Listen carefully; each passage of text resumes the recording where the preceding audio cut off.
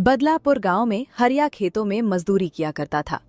वो सुबह सुबह उठकर गंगाराम के खेत पहुंच जाता था। गंगाराम गांव के सबसे नेक और सीधे साधे इंसानों में से एक था। जो भी उसके खेत पर काम करता, गंगाराम उन्हें सिर्फ पैसे ही नहीं बल्कि सीजन की ताजी सब्जियां भी देता था। गंगाराम ने अंतिम सांस ले ली थी। पूरा गांव शोक में डूब गया।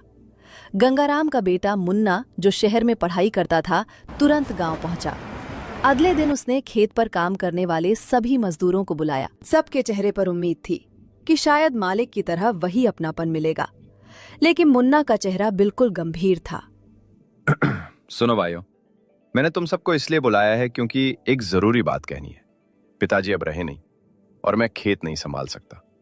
मुझे खेत की कोई जरूरत नहीं है, ना ही मैं इसे चलाना चाहता हूँ। साहब, आप कैसी बात कर रहे हो? मालिक तो हमारा बहुत ख्याल रखा करते थे। अगर हम खेत पर काम नहीं करेंगे तो खाएंगे क्या? हमारे पास और कोई रोजगार नहीं है। देखो भाई, पिताजी को खेत का काम आता था इसलिए वो संभाल लेते थे। मुझे खेती किसानी में बिल्कुल दिलचस्पी नहीं है। मैं पढ़ा लिखा हूं, शहर वापस जाना है। मैं खेत का काम बंद करना चाहता हूं। कल से कोई भी खेत पे मत आना और अपना अपना रास्ता देख लेना। साहब, इतने सालों से हम इसी खेत पर काम कर रहे हैं। अगर काम ही छीन लेंगे तो हमारे बच्चों का पेट कैसे भरेगा? मैं पिताजी नहीं हूं। मैंने फैसला कर लिया है। मैं खेत बेचना चाहता हूं या बंद रखना चाहता हूं, ये मेरा हक है। अब तुम सब लोग जा सकते हो। धीरे धीरे मजदूर एक एक करके उठे और घर की ओर चल पड़े। हरिया भारी कदमों से अपने घर पहुंचा। क्या बात है हरिया, आज तुम इतनी जल्दी घर आ गए? सब ठीक तो है? कुछ ठीक नहीं है मल्टी। अब खेत पर काम ही नहीं रहा। सेठ जी के जाने के बाद मुन्ना भैया ने सबको काम से निकाल दिया। क्या? ऐसा कैसे कर सकता है वो? तुम मजदूरों ने तो सालों से उसके बाप का खेत संभाला है। बेटा है, खेत उसका है, जो चाहे कर सकता है। बोला कि उसे खेती किसानी में दिलचस्पी नहीं। कह दिया कि कल से कोई भी खेत पर मत आना। तो अब क्या करोगे हरिया? इतनी ठंड में कोई दूसरा काम भी कहाँ मिलेगा?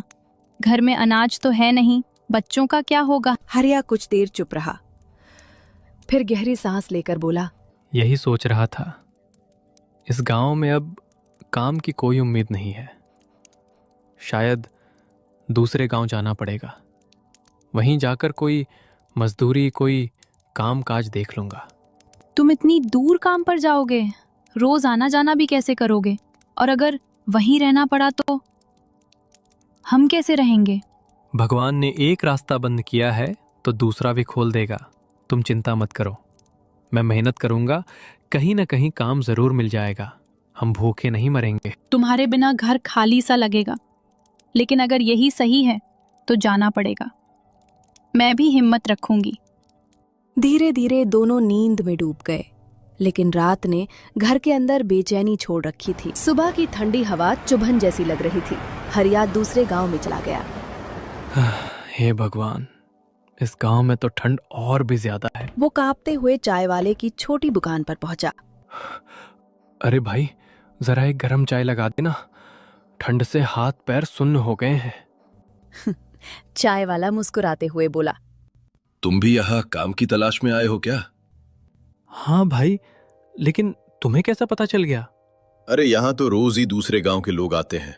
सबका एक ही हाल। अपने गांव में काम नहीं मिलता तो यहाँ उम्मीद लेकर आते हैं। अगर आप किसी तरह मुझे कोई काम दिला दो तो आपकी बहुत बड़ी मेहरबानी होगी। तभी वहां पर असलम भाई आते। ओए मुन्निया, एक चाय बना, हाथ जम गए रे। असलम भाई, जरा इधर देखिए। ये भाई साहब दूसरे गांव से आए हैं और काम की तलाश में हैं। आप भी तो काम करवाते हो, इन्हें अपने पास रख लो ना। कहाँ से आए हो भाई? बदलापुर से। वहां खेत का काम बंद हो गया, चलिए यहाँ रोजगार की तलाश में आया हूँ। काम कोई भी हो, मेहनत मैं दिल से करूंगा। अच्छा, मेहनत करने वालों की यहाँ कमी नहीं है, लेकिन भरोसेमंद आदमी मिलना मुश्किल है। तुम्हारा चेहरा मेहनतकश लगता है। हाँ सलम भाई, रख लो इनको, बहुत सीधे साधे लग रहे हैं। ठीक है भाई। वैसे भी मुझे एक आदमी की जरूरत थी, सामान उठाने धोने, दुकान संभालने और थोड़ी बहुत मदद के लिए। अगर तुम चाहो तो कल से मेरे पास काम पर आ जाना। ठीक है साहब, जैसा आप कहो, मैं कल सुबह सुबह आ जाऊंगा। रात पूरी तरह घिर चुकी थी। ठंडी हवा चल रही थी और सड़क किनारे सिर्फ पीली ट्यूबलाइट की हल्की रोशनी थी। हरिया के पास रहने को कोई जगह नहीं थी, न बिस्तर न चादर। चल हरिया, आज की रात भी काट ले, कल से सब ठीक हो जाएगा। ठंड शरीर में कांटे सी चुभ रही थी, लेकिन थकान इतनी थी कि कुछ देर में उसकी आंख लग गई। अगली सुबह वो सीधा असलम भाई की जगह पहुंच गया। अरे हरिया, आ गया तू? आज काम थोड़ा ज्यादा है भाई। देख, ये जो लकड़ियां पड़ी हैं ना, इन्हें उठाकर उस साइड डाल देना। जल्दी लग जा काम पर। जी साहब, जैसा आप कहें। वो बिना समय गवाए लकड़ियां उठाने लगा। हाथों में छाले पड़ने लगे, पीठ दुखने लगी, लेकिन उसने रुकना नहीं चाहा। पूरे दिन का काम खत्म होने के बाद रात हो गई थी।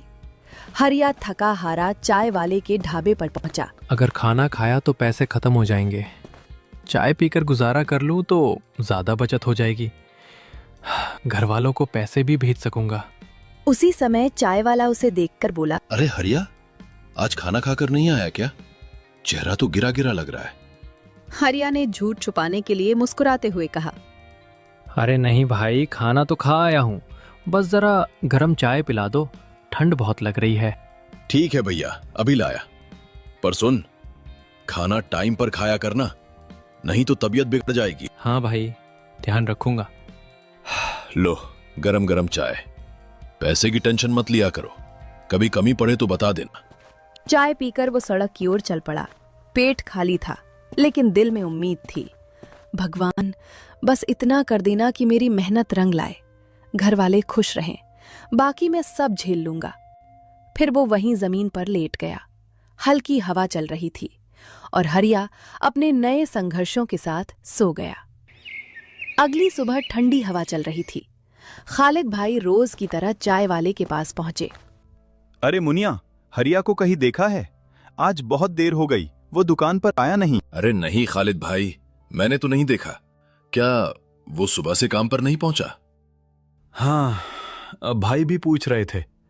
वो कल बहुत थका हुआ लग रहा था। कहीं तबीयत तो खराब नहीं हो गई? चलो भाई, देखते हैं। सुबह से ठंडी हवा बहुत चल रही है, कहीं बेचारे को कुछ हो न गया हो। कुछ दूर जाने पर चाय वाला अचानक रुक गया। वहां हरिया जमीन पर पड़ा कांप रहा था। दोनों उसको उठाकर घंटे बाद हरिया धीरे धीरे आंखें खोलता है। अरे मैं कहाँ हूँ? ये जगह तो मेरे गांव जैसी भी नहीं लग रही। घबराओ मत हरिया, तुम मेरे घर पर हो। कल रात ठंड में जमीन पर सोने से तुम्हारी तबीयत बहुत बिगड़ गई थी। तुम्हें सड़क किनारे पड़े पाया था, कांप रहे थे पूरा। अगर देर हो जाती तो हालत और खराब हो सकती थी। भाई, इतना कष्ट दिला दिया आपको। वो मेरे पास ठिकाना नहीं था, इसलिए सड़क पर ही सो गया। लेकिन अब मुझे काम पर जाना होगा। अगर काम नहीं किया तो अपने घर पैसे कैसे भेज पाऊंगा? अरे ओ पगले, पैसा भेजेगा, लेकिन पहले जिंदा और ठीक ठाक तो रहे। काम का क्या है, 2 दिन नहीं जाएगा तो दुनिया खत्म नहीं हो जाएगी। हरिया सुन, तुम्हारी हालत अभी काम करने लायक नहीं है। हाथ पैर अभी भी ठंड से अकड़े हुए हैं। अगर आज फिर बाहर गए तो तबीयत और बिगड़ जाएगी। लेकिन खालिद भाई, मेरे घर में खाने तक को पैसे नहीं होंगे। अगर मैं कमा नहीं पाया तो? अरे चिंता छोड़ दे, तेरे घर पैसे मैं भेज दूंगा, तू आराम कर ले। बाद में जब ठीक हो जाएगा तब धीरे धीरे काट लेना। लेकिन अभी तू काम पर नहीं जाएगा, ये बात पक्की। हाँ हरिया, यहां तुझे कोई अकेला नहीं छोड़ेगा।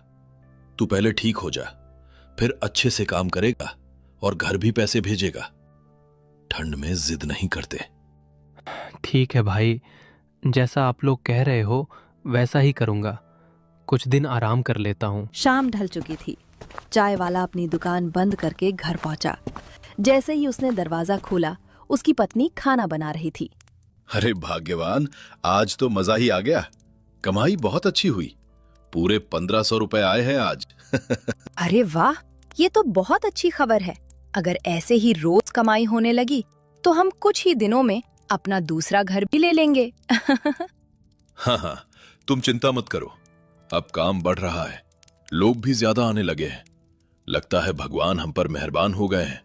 पैसे बहुत जल्दी जुड़ रहे हैं, हम बहुत ही जल्दी नया घर ले लेंगे। उधर कमरे के कोने में रजाई ओढ़े हरिया लेटा था। वो उनकी बातचीत सुन रहा था। उसके दिल में एक नई बात उठी। अरे वाह, चाय बेचकर इतनी कमाई, 1500 रुपए एक दिन की। अगर मैं भी ऐसी ही चाय की छोटी दुकान लगा लूं तो मैं भी अपने घर अच्छे पैसे भेज सकता हूं। मेरे गांव में भी लोग चाय खूब पीते हैं। ये काम तो मुझे भी आ सकता है। सामान सस्ता है, लोग ज्यादा आते हैं, कमाई भी ठीक ठाक। अगली सुबह हरिया चाय वाले की दुकान पर पहुंचा। हरिया धीरे से बोला, अरे भाई, जरा एक बात पूछनी थी। अरे पूछो हरिया, क्या बात है? भाई, ये चाय का धंधा तुम कितने पैसे में शुरू किए थे? मेरा मतलब, इसमें खर्चा कितना आता है? अरे हरिया, देख भाई, चाय बेचना छोटा काम लगता है, लेकिन अगर ठीक से किया जाए ना तो आमदनी बहुत अच्छी होती है। रोज का खर्चा लगभग 1000 रुपए तक डूब जाता है। दूध, चाय पत्ती, शक्कर, गैस या लकड़ी सब में। पर अगर जगह अच्छी हो, जहां लोगों की आवाजाही ज्यादा हो, तो मुनाफा भी खूब होता। मतलब कैसी जगह अच्छी मानी जाती है भाई? देख भाई, अगर तू किसी फैक्ट्री, बस अड्डा या मंडी के पास दुकान लगाएगा ना, तो ग्राहक अपने आप मिलेंगे। सुबह शाम मजदूर, ड्राइवर, फैक्ट्री वाले सबको चाय चाहिए होती है। दिन के 100-150 गिलास आसानी से बिक जाते हैं। फैक्ट्रियां तो हमारे गांव में भी है भाई। अगर मैं अपने गांव जाकर चाय की टपरी लगा लूं तो शायद मेरा भी गुजारा ठीक हो जाए। अरे बिल्कुल हो जाएगा, बस मेहनत करनी पड़ेगी और मुस्कुराहट रखनी पड़ेगी। ग्राहक दिल से जुड़ जाएं तो दुकान अपने आप चल पड़ती है। लेकिन भाई, मेरे पास तो पैसे नहीं हैं। दुकान लगाने का सामान, चाय का बर्तन, गैस, सबके लिए कुछ पूंजी तो चाहिए ही होगी। अरे भाई, जिसके पास तू अभी काम कर रहा है वो खालिद भाई बहुत नेक आदमी है। उनसे जाकर बोल दे कि तू अपना काम शुरू करना चाहता है। थोड़े पैसे उधार मांग ले, मुझे यकीन है वो मना नहीं करेंगे। इतना कहकर हरिया सीधा खालिद भाई की ओर चल पड़ा। दिल में उम्मीद थी, आंखों में सपना। अरे हरिया, अब तबीयत ठीक लग रही है? चल, आज से फिर काम पर लग जा। मुझे आपसे एक जरूरी बात करनी थी। हाँ बता हरिया, क्या बात है? भाई, मैं अपने गांव जाना चाहता हूँ। वहाँ काफ़ी फैक्ट्रियाँ लग गई हैं। अगर थोड़ा सा सहारा मिल जाए तो मैं वहाँ चाय की टपरी लगाना चाहता हूँ। बस अगर आप कुछ पैसे उधार दे दो। मैं आपको पूरे पैसे लौटा दूंगा खालिद भाई। अगर आप कहें तो ब्याज भी दे दूंगा। पैसे ज्यादा नहीं चाहिए, बस शुरुआत के लिए। रे हरिया, अगर तू अपने गांव जाना ही चाहता है तो ठीक है। अपनी बीवी बच्चों के पास रहेगा, यही सबसे बड़ी कमाई है। पर खालिद भाई, पैसे मैं दे दूंगा, लेकिन एक बात साफ समझ ले, मुझे कोई ब्याज नहीं चाहिए।